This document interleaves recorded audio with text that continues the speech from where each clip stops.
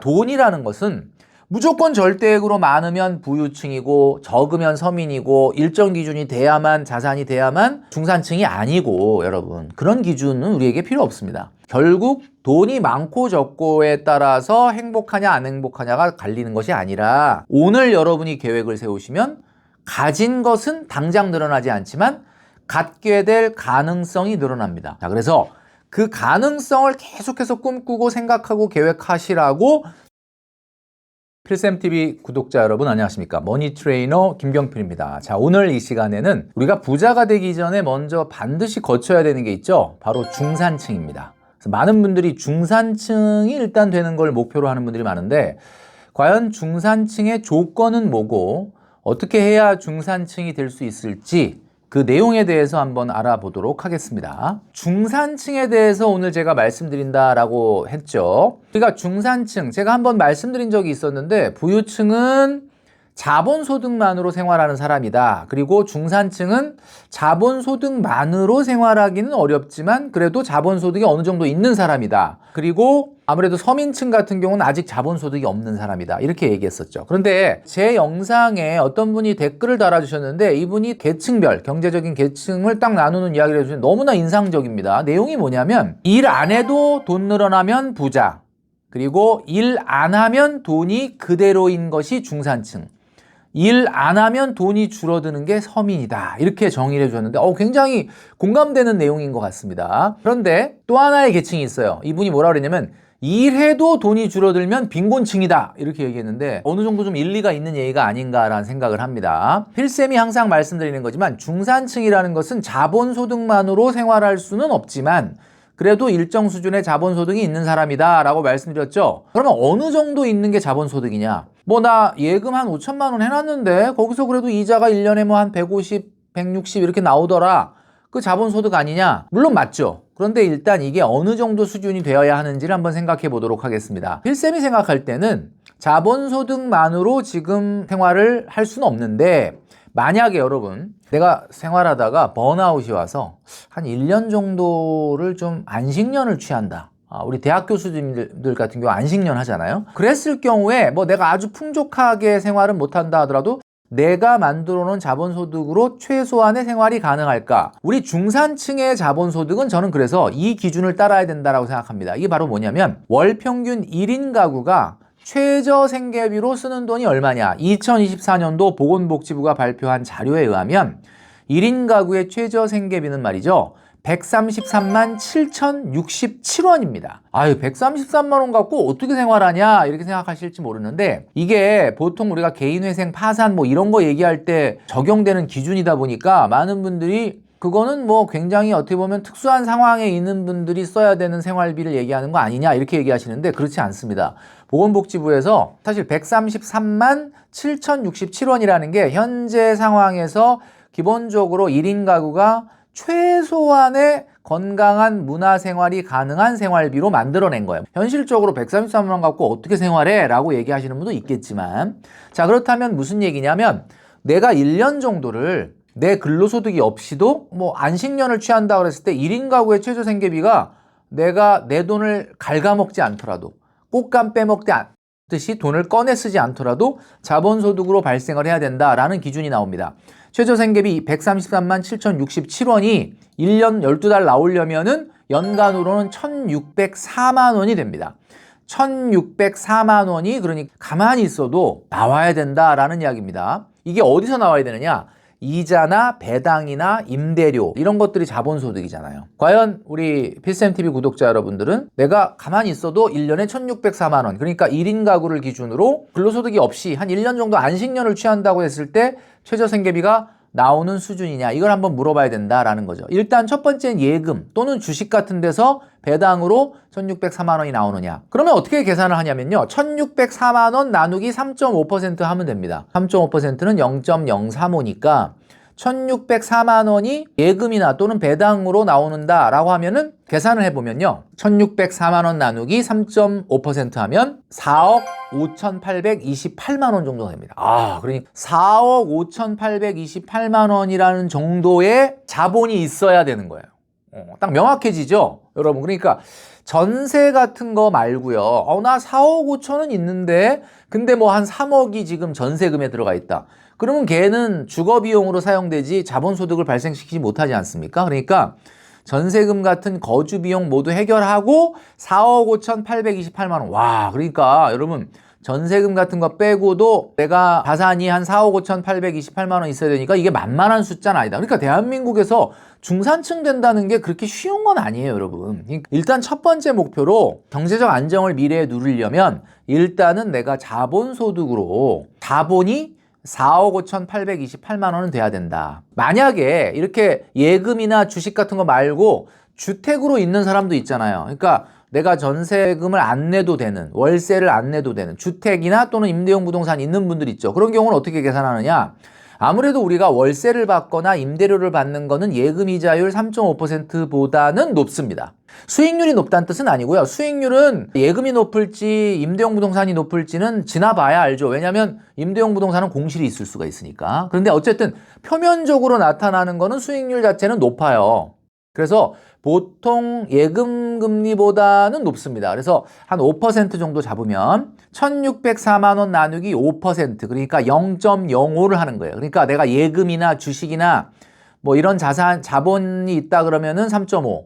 주택 같은 경우는 5% 정도를 적용을 해보면 얼마냐면 임대용 부동산이나 주택은 얼마냐면 1,604만 원 나누기 0.05 하면요.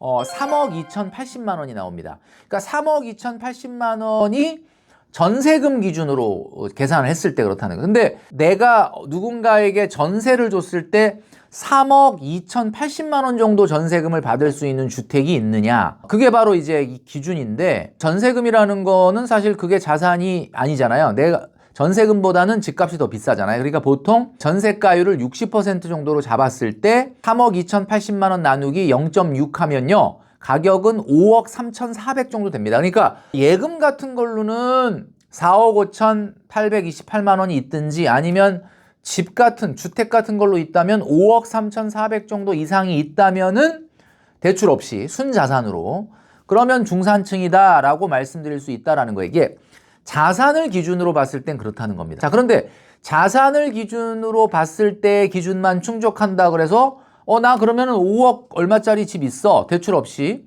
나는 그냥 전세금 빼고도 한 4억 5천 이상 있어. 그러면 무조건 중산층이 되는 거냐? 그건 아닙니다. 필쌤이 얘기하는 조건은 조금 더 까다로울 수가 있어요. 조금 정교하게 보면 제가 여러분들에게 이 기준을 조금 정교하게 말씀드리는 이유는 뭐냐면 여러분들이 재무 목표를 세울 때 나 4억 5천 이상 돼야 되겠다. 집으로 5억 3,400 이상 돼야 되겠다.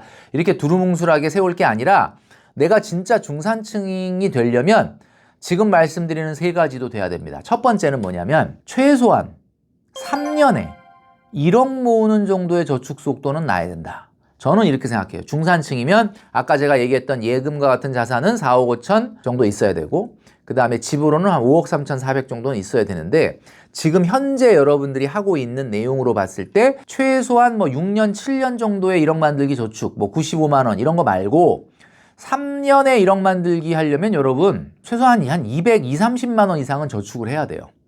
만약에 3년 동안 똑같은 금액으로 저축을 한다 그러면 한 265만 원 정도 이상 저축을 해야 되고 나중에 증액을 한다는 걸 감안을 해도 한 220, 30 정도는 저축해야 되는데 최소한 3년에 1억 만들기 정도는 저축할 수 있어야 된다. 그러니까 1억 만들기 저축을 하는 속도가 나야 되고 그게 최소한 한 3년 정도 안에 이루어질 수 있는 정도의 속도가 나야 된다. 그러니까 아까 얘기했던 자산 기준이 된다 그래서 무조건 또 중산층이 되는 건 아니다.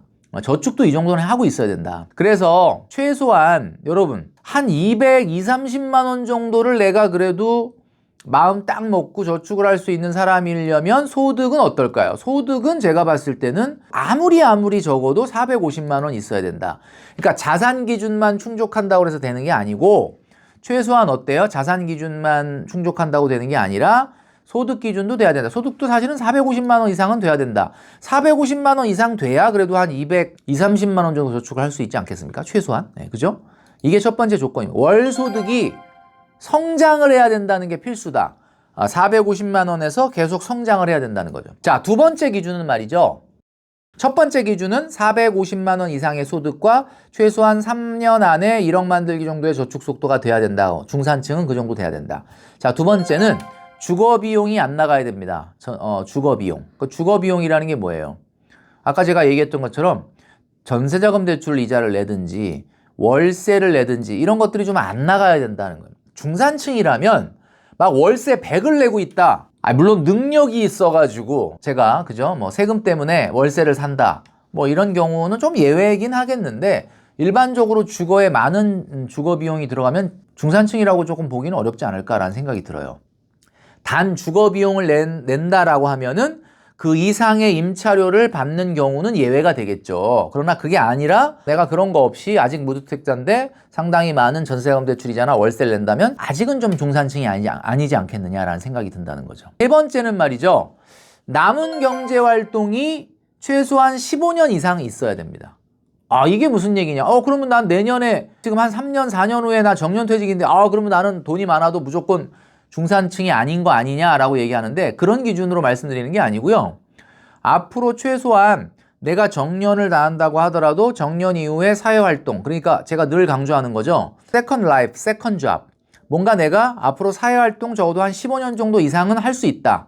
그러니까 소득이 영속적으로 유지된다라는 조건, 그런 조건으로 봤을 때 최소한 어떻게 보면은 한 15년 정도는 내가 더 사회활동을 하겠다라는 그런 상황이 돼야 이 중산층이다. 이렇게 말할 수 있다라는 거죠. 그러니까 내가 1년 정도는 안식년을 가져도 최소한 1,604만 원 정도가 뭐 임대주택이든 예금이든 주식의 배당이든 해서 나오면서 최소한 그 정도의 자본소득이 나오는데 최소한 나는 소득이 450 이상 되고 그리고 뭔가 한 3년 안에 1억 정도 모으는 정도의 저축을 할 수 있으면서 내가 앞으로 경제활동은 한 15년 이상 소득이 성장되면서 할 수 있고 그리고 주거 비용이 안 나가는 사람. 요 조건에 해당되는 분들이 진짜 중산층이다라고 저는 말씀드릴 수 있다라는 거죠. 정리하면 3년에 1억 정도 모으고 주거 비용이 없고 남은 경제활동 15년 이상 사회활동을 할 수 있고 그리고 자본은 아까 말씀드렸던 1년에 자본소득으로 1,604만 원 정도 나오는 사람. 이게 중산층이다. 그러면 여러분 이 중산층 달성에 얼마나 많이 남아있느냐 거리가 얼마나 많이 남아있느냐를 조금만 내가 노력하면 3년 안에 되겠는데 뭐 5년 안에 되겠는데 이런 거리감이 여러분들에게 드리기 위해서 제가 오늘 기준을 말씀드리는 거거든요. 기준이라는 게 뭐 이게 무슨 국가에서 어떤 무슨 인증을 받은 것도 아니고 중산층이라고 무슨 누가 인증을 해서 뭐 어디 보면 뭐 배지를 달아주는 것도 아니고 뭐 인증을 해주는 것도 아니죠. 뭐 증명서가 나오는 것도 아니죠. 그런데 제가 왜 필쌤이 생각하는 기준을 만들었느냐?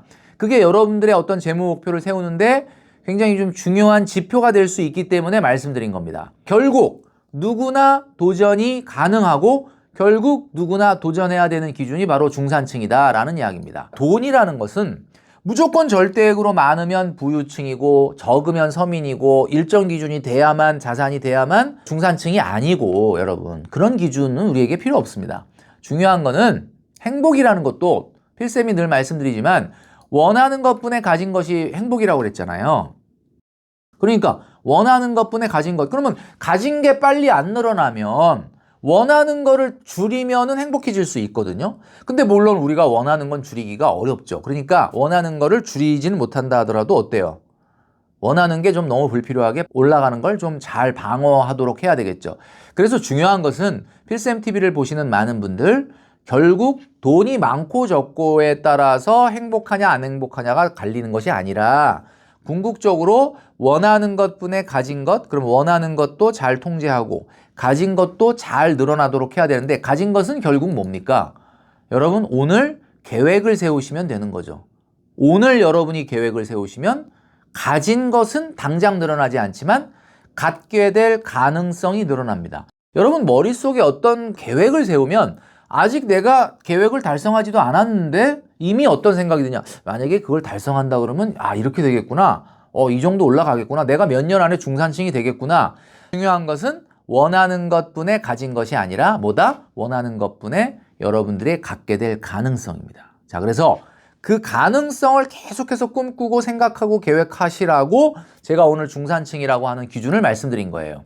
자, 그러니까 오늘 영상을 좀 집중해서 메모를 잘 하시면서 보셨다면 5가지 조건이 있었죠. 그러니까 자본, 그 다음에 소득 기준, 그 다음에 주거 비용 없어야 된다든지, 뭐 저축 얼마 해야 된다든지, 이 세네 가지의 기준을 여러분들이 딱 생각해 놓고 나는 언제쯤 어떤 방법으로 중산층에 달성이 될 것인지, 이것들을 오늘 한번 생각해 보시는 여러분 하루가 되시면 좋겠다라는 생각을 합니다. 자, 오늘은 중산층, 필쌤이 생각하는 중산층은 이 정도 돼야 된다라는 기준을 말씀드렸는데요. 여러분, 중요한 것은 여러분 마음먹기에 달려있다라는 말씀을 드리죠. 내가 할 수 있다고 생각하든지 할 수 없다고 생각하든지 여러분들이 생각한 대로 되는 게 인생입니다. 그래서 오늘도 중요한 것은 계획을 세우고 그 계획에 대한 생각을 끝없이 여러분들 하시는 여러분 되시기를 바라겠습니다.